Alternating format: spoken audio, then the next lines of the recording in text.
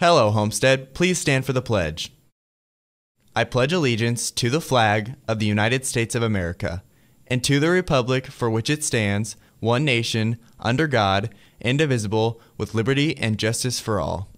And now for a moment of silence.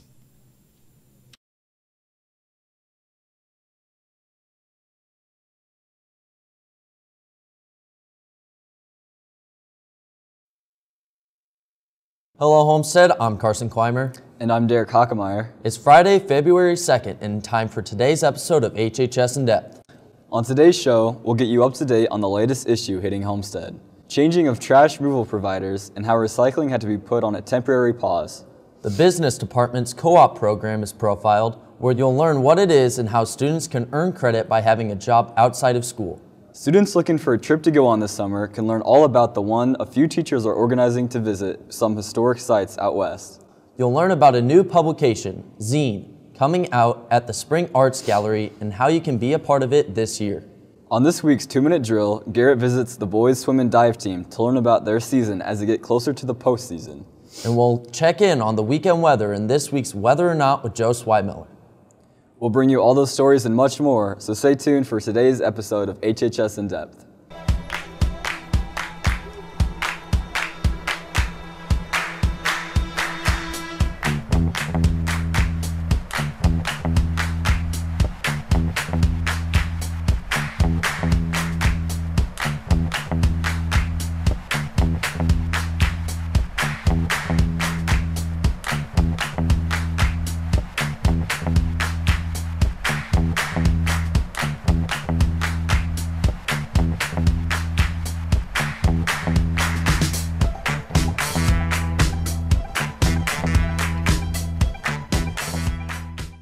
You may have heard about how recycling has been stopped at Homestead, but you may not know the reason behind it and what Homestead's leaders are doing to bring it back. Reporter Sydney Scholl caught up with Mr. Ginder to get the latest news on this issue. You may have heard about the recent student upset regarding Homestead's recent change to not pick up recycling materials. Mr. Ginder assures that this is only a temporary issue that should be resolved in a few short weeks, and students should not worry. Anytime you have contracted services, you try to find the best deal you possibly can. So it could be snow removal or garbage or mowing.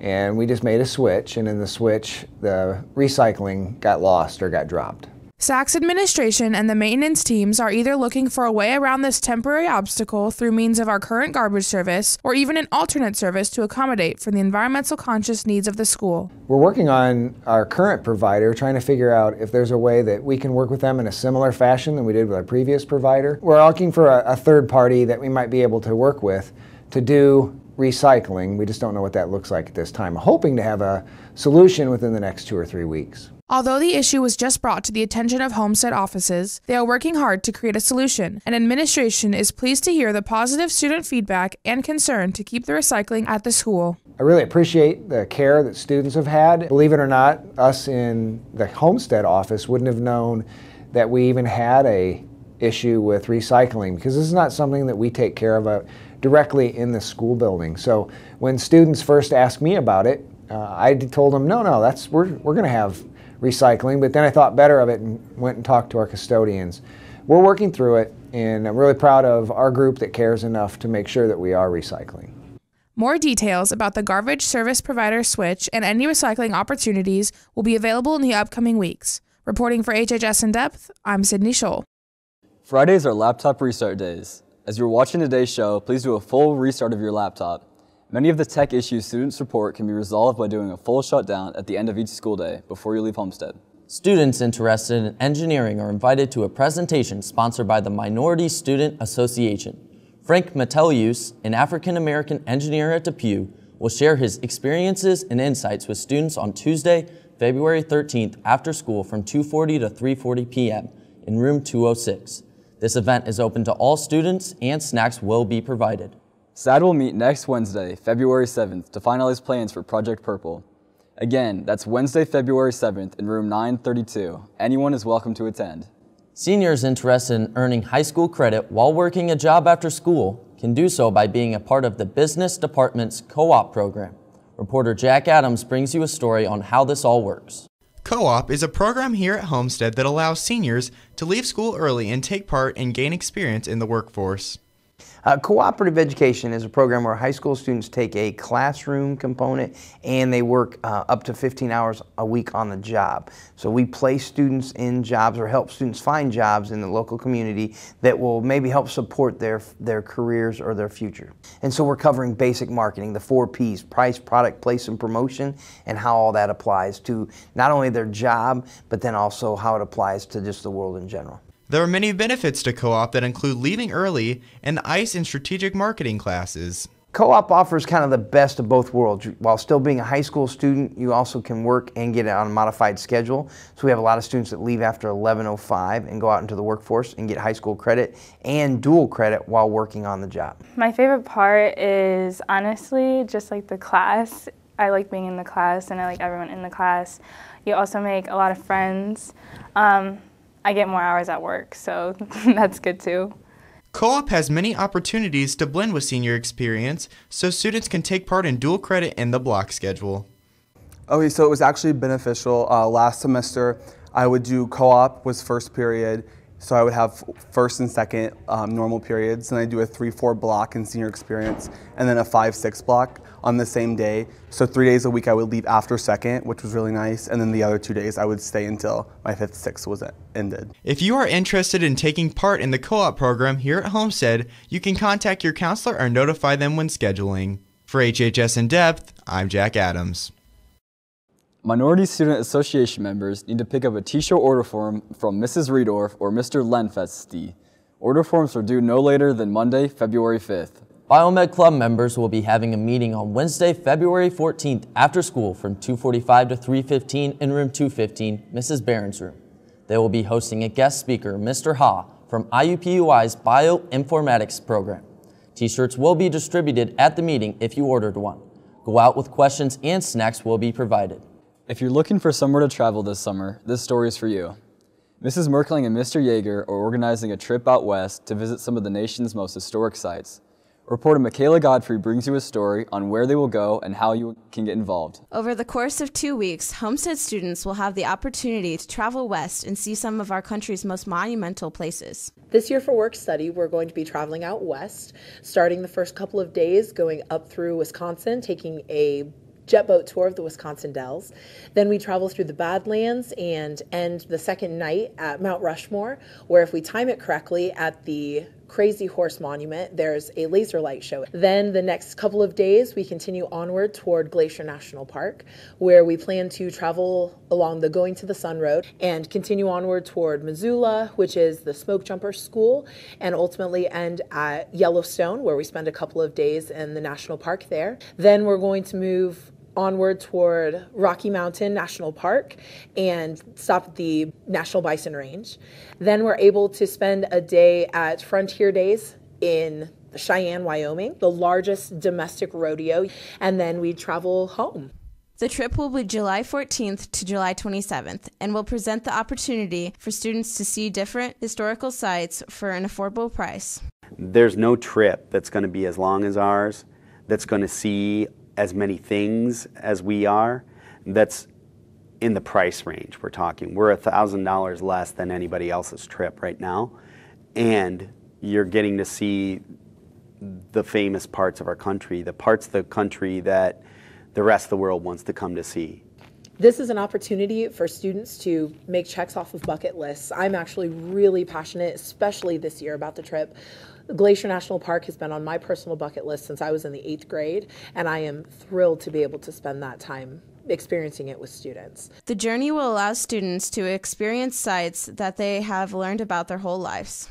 In every way, it's very beneficial for students. For those of you who might not get out a lot, this is a chance for you to get out and meet people. I think it's a really exciting opportunity because it's going to allow us to connect the things that we've taught in the classroom and that students have learned in classes, and they're actually going to be able to see it. If you're interested in going on this once-in-a-lifetime adventure, contact Mrs. Merkling at smerkling@sacs.k12.in.us. Reporting for HHS In Depth, I'm Michaela Godfrey. Join Young Progressives today in room 614 from 2:45 to 3:30 to hear guest speakers Kayla McCaig and Homestead graduate Brandon Blumenhurst discuss tolerance and politics. Everyone is welcome and snacks will be provided. Dare to be a force of nature and join Homestead's Environmental Club. The next meeting will be held after school next Tuesday in Mrs. Merkling's room, room 206. It's not too late to join, and everyone's welcome. And now here are Zoe Moore and Natasha Sutter to tell you about Homestead's newest publication, Zine, and how you can help be a part of it in time for the Spring Arts Gallery. So the zine's basically going to be a small booklet in like full color, and it'll be released during Spring Arts Week. So like when you enter the gallery, like there'll be a table with zines on it, and you can pick one up and keep it or put it back for someone when you're done reading.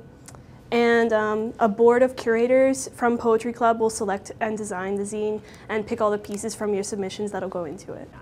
So submissions for the zine are open to both students and teachers, and if you want to submit, then it has to be school appropriate, obviously, and you can only have 3 works in the zine. And it has to be, for each submission, it has to be 1 page, 12-point font, Times New Roman or Arial. We decided to do this project because Homestead doesn't really have like a literary or artistic publication right now. We have the Spartana more for editorial writing, but this will really provide an outlet for like artists and creative writers who don't have their work shown in any other way. Has to be original work, but it can be any kind of art or writing, essays, like poetry or painting, photography, anything like that. And you're going to have to submit it to hhszine@gmail.com with your full name and your grade number, and also the submission title. And now it's time to check out the weekend weather forecast. Here's Weather or Not with Joe Swinemiller.